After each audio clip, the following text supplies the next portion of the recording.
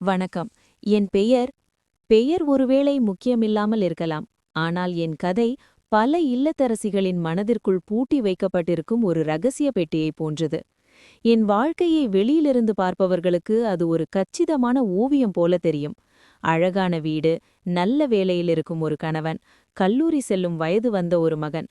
ஒரு பெண்ணுக்கு இதைவிட வேறென்ன வேண்டும் என்றுதான் எல்லோரும் கேட்பார்கள். ஆனால் அந்த ஓவியத்திற்குள் இருக்கும் வெண்மையான வெறுமை எனக்கு மட்டுமே தெரியும். என் கணவர், அவர் கெட்டவரில்லை. ஆனால் அவருக்கு வாழ்க்கை என்பது ஒரு செக்லிஸ்ட் போன்றது. வேலைக்கு போனோமா, சம்பாதித்தோமா, சாப்பிட்டோமா, தூங்கிலாமா, அவ்வளவுதான். அங்கு காதலுக்கு இடம் இருக்கலாம். ஆனால் காமத்திற்கும் என் தேகத்தின் ஏக்கங்களுக்கும் இடமில்லை. நான் அவருக்கு ஒரு மனைவி என்பதை விட அந்த வீட்டை நிர்வகிக்கும் ஒரு மேலாளராகவே மாறிப்போயிருந்தேன். என் ஆசைகள் அனைத்தும் அந்த வீட்டின் சமையலறை பாத்திரங்களோடு சேர்ந்து கழுவப்பட்டு போயின. அன்று அந்த நாள் என் வாழ்க்கையின் திசையை மாற்றும் என்று நான் கனவிலும் நினைக்கவில்லை. என் கணவர் அலுவலகம் கிளம்பிக் கொண்டிருந்தார். இன்னைக்கு சீக்கிரம் வந்துடுறேன், நைட்டு டின்னர் வெளியே போலாம், நீ சமைக்க வேண்டாம் என்று வழக்கமான இயந்திர குரலில் சொல்லிவிட்டு சென்றார். எனக்கு உள்ளுக்குள் சிரிப்புதான் வந்தது. டின்னர் போவது அவருக்கு ஒரு பெரிய விஷயமாக இருக்கலாம். ஆனால் எனக்கு தேவை என் கைகளை பிடித்துக்கொண்டு என் கண்களை பார்த்து பேசும் ஒரு சில நிமிடங்கள். அது அவருக்கு புரிந்ததே இல்லை. அவர் கிளம்பிய சிறிது நேரத்தில் என் மகன் வந்தான். அவனுடன் யாரோ ஒருவன் வருகிறான் என்று எனக்கு தெரியும். ஆனால் வாசலில் வந்து நின்ற அந்த உருவத்தை பார்த்ததும் ஒரு கணம் என் மூச்சுக்குழல் அடைத்தது போல் ஆகிவிட்டது. அவன் ராக், என் மகனின் சீனியர் என்று அறிமுகப்படுத்தப்பட்டான். ஆனால் அவன் ஒரு சாதாரண கல்லூரி மாணவனைப் போல இல்லை. 6 அடிக்கு மேல் உயரம், கருங்காலி மரத்தை போன்ற உறுதியான தேகம், மொட்டை தலை, கண்ணாடியின் பின்னே கூர்மையான கண்கள். அவன் ஒரு மாற்று தேசத்து மனிதன். ஜப்பானிய ஆண்களிடம் இல்லாத ஒரு முரட்டுத்தனமான கவர்ச்சி அவனிடம் இருந்தது. என் மகன் அறிமுகப்படுத்தினான்.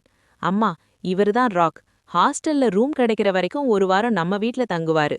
ராக் என்னை பார்த்து புன்னகைத்தான். அந்த புன்னகையில் ஒரு மரியாதை இருந்தது. அதே சமயம் ஒரு ஆணின் திமிரும் இருந்தது.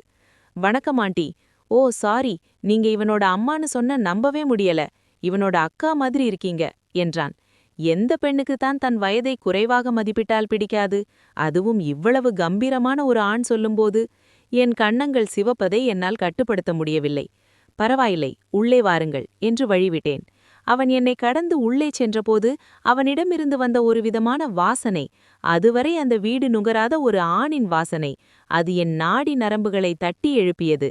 அவனுக்கு அறை ஒதுக்குவதிலிருந்து உணவு பரிமாறுவது வரை அனைத்தும் இயல்பாக நடப்பது போல தெரிந்தாலும் என் கண்கள் அவனை நோட்டமிடுவதை நிறுத்தவில்லை. அவன் அமர்ந்த விதம், அவன் பேசும் விதம், அவன் என்னை பார்க்கும் விதம், எல்லாவற்றிலும் ஒரு ஈர்ப்பு இருந்தது. மாலை என் கணவர் வந்தார். நால்வரும் உணவருந்த அமர்ந்தோம். என் கணவர் வழக்கம் போல தன் அலுவலக கதைகளை பேசிக் கொண்டிருந்தார். ஆனால் ராக், அவன் சாப்பிடும் விதமே விசித்திரமாக இருந்தது. ஒரு கரண்டி உணவை அவன் வாயில் வைக்கும் விதம், அதை ருசிக்கும் விதம், ஏதோ ஒரு ஆதி மனிதனின் பசி அவனிடம் தெரிந்தது. கொஞ்சம் மெதுவா சாப்பிடுங்க சீனியர் என்று என் மகன் பதறினான். ஆனால் ராக், சாரி, எனக்கு இப்படித்தான் சாப்பிட தெரியும் என்று என் கணவரை பார்த்து சிரித்தான். என் கணவர் அதை ஒரு நாகரிக குறைபாடாக பார்த்தார். ஆனால் நான் அதில் ஒரு ஆணின் அடக்க முடியாத வேட்கையை பார்த்தேன். உணவுக்கே இவ்வளவு வேட்கை என்றால் மற்ற விஷயங்களில் இவன் எப்படி இருப்பான் என்ற எண்ணம் மின்னல் போல என் மனதில் வந்து சென்றது. என் உடல் சூடாவதை உணர்ந்தேன். அன்று இரவு சம்பவங்களின் தொடக்கம் அங்கிருந்துதான் ஆரம்பித்தது. நான் சமையலறையில் வேலையாக இருந்தேன். குளியலறையிலிருந்து டமார் என்ற சத்தம். பதறிப்போய் ஓடினேன். உள்ளே ராக் மயங்கி விழுந்திருந்தான். அவன் இடுப்பில் சுற்றியிருந்த துண்டு விலகி ஓரத்தில் கிடந்தது. அந்த ஈரம் சுட்டும் உடலை எந்த மறைப்புமின்றி முதலில் பார்த்தேன். என் கண்கள் கூசின, ஆனால் விலகவில்லை. ஒரு ஆணின் உடல் இவ்வளவு பிரம்மாண்டமாக இருக்குமா என்று மலைத்து போனேன். நான் பார்த்த பழகிய உலகத்திற்கு அப்பாற்பட்டதாக அது இருந்தது. என் மனதிற்குள்ளிருந்த தாய்மை என்ற உணர்வு அவனுக்கு உதவ தூண்டியது. ஆனால் என் உள்ளே இருந்த பெண் அவனை ரசிக்க தூண்டினாள். என் மகனை அழைத்தேன். இருவரும் சேர்ந்து அவனை தூக்கி முகத்தில் தண்ணீர் தெளித்து எழுப்பினோம். அவன் கண் விழித்ததும் அவனுக்கு தெரிந்ததோ இல்லையோ, நான் அவனை பார்த்த பார்வையில் ஒரு மாற்றம் இருந்தது. அவனும் அதை உணர்ந்திருக்க வேண்டும். அன்று இரவு படுக்கையறைக்குச் சென்றேன். என் மனதில் ராக் ஏற்படுத்திய தாக்கம் அலைமோதிக் கொண்டிருந்தது. என் கணவரிடம் நெருங்கினேன். அந்த முரட்டுத்தனமான ஈர்ப்பை என் கணவரிடம் தேடினேன். ஏங்க, இன்னைக்கு என்று இழுத்தேன். அவரோ ஒரு புத்தகத்தில் மூழ்கியிருந்தார். "இல்லாமா, நாளைக்கு மீட்டிங் இருக்கு, டயர்டா இருக்கு, படுத்து தூங்கு" என்று விளக்கணைத்தார். அந்த இருளில் என் கணவர் எனக்கு பக்கத்தில் படுத்திருந்தாலும் அவர் எனக்கு வெகு தொலைவில் இருப்பது போல தோன்றியது. என் உடல் தவித்தது. என் மனம் ராக் குளியலறையில் கிடந்த அந்த காட்சியை மீண்டும் மீண்டும் ஓடவிட்டது. என் கைகள் என்னை அறியாமலே என் உடலை வருடின. என் கற்பனையில் என் கணவர் இல்லை, அந்த இடத்தில் ராக் இருந்தான். அது தவறு என்று என் புத்தி சொன்னது, ஆனால் என் உணர்ச்சிகள் அதை ஏற்கவில்லை. மறுநாள் காலை என் கணவர் அலுவலகம் கிளம்பிச் சென்று விட்டார். அவசரமாக கிளம்பிச் சென்று விட்டார்கள். வீட்டில் நானும் ராக்கும் மட்டும் தனிவை. அமைதி எங்கும் வியாபித்திருந்தது. ஆனால் அது புயலுக்கு முந்தைய அமைதி என்று எனக்கு தெரிந்திருந்தது. நான் சமையலறை மேடையில் காய்கறிகளை நறுக்கிக் கொண்டிருந்தேன். திடீரென்று என் பின்னால் ஒரு நிழல். ராக். "ஆண்டி." என் குரல் கரகரப்பாக இருந்தது. நான் திரும்பினேன். அவன் என் மிக அருகில் நின்றான். அவன் கண்களில் முந்தைய நாள் இருந்த அந்த மரியாதை இல்லை. அதற்கு பதில் ஒருவிதமான திமிரம் இருந்தது. "என்ன ராக், ஏதும் வேணுமா?" என்று கேட்டேன். என் குரல் நடுங்கியது. "ஆமாம், எனக்கு நீங்க வேணும்" என்றான் நேரடியாக. நான் அதிர்ந்தேன்.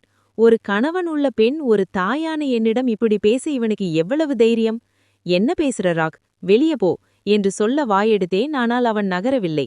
"நேத்து நைட்டு நீங்க என்னை பார்த்த பார்வையை நான் கவனித்தேன். உங்களுக்கும் இது வேண்டும் என்று எனக்கு தெரியும்" என்றான். அவன் கைகள் என் இடுப்பை தொட்டது. அந்த தொடுதல், அது ஒரு மின்சாரத்தைப் போல என் உடல் முழுவதும் பாய்ந்தது. என் கணவர் என்னை இப்படி தொட்டு எத்தனை வருடங்களாகின்றன? ஒரு உடைமை பொருளாக அல்லாமல் ஒரு பெண்ணாக, ஒரு போகப் பொருளாக என்னை விரும்புகிற ஒரு ஆணின் தொடுதல் அது. என் மனம் வேண்டாம் என்று கத்தியது. ஆனால் என் உடல் வேண்டும் என்று கெஞ்சியது. அவன் என்னை நெருங்கி என் கழுத்தில் முத்தமிட்ட போது என் எதிர்ப்புகள் அனைத்தும் கரைந்து போயின. நான் ஒரு மெழுகுவர்த்தியாக உருகி அவன் கைகளில் வழிந்தேன். சமையலறை மேடை, டைனிங் டேபிள், சோபா, அந்த வீட்டின் ஒவ்வொரு மூலையும் எங்கள் களமானது. அவன் ஒரு மிருகத்தைப் போலவும் அதே சமயம் ஒரு கலைஞனாகவும் என்னை கையாண்டான். என் கணவரிடம் நான் அனுபவித்திராத உச்சங்களை அந்த அந்நியன் எனக்கு காட்டினான். என் கூச்சம், என் கலாச்சாரம், என் பயம் எல்லாம் அந்த பகல் பொழுதில் எரிந்து சாம்பலாகிவிட்டன. அந்த ஒரு வாரம், அது ஒரு கனவு பயணம். என் கணவரும் மகனும் இல்லாத நேரங்கள் அனைத்தும் எங்களுக்கானவாகின. ஒவ்வொரு நாளும் புதிய புதிய அனுபவங்கள். நான் நானாக இருப்பதை உணர்ந்தேன்.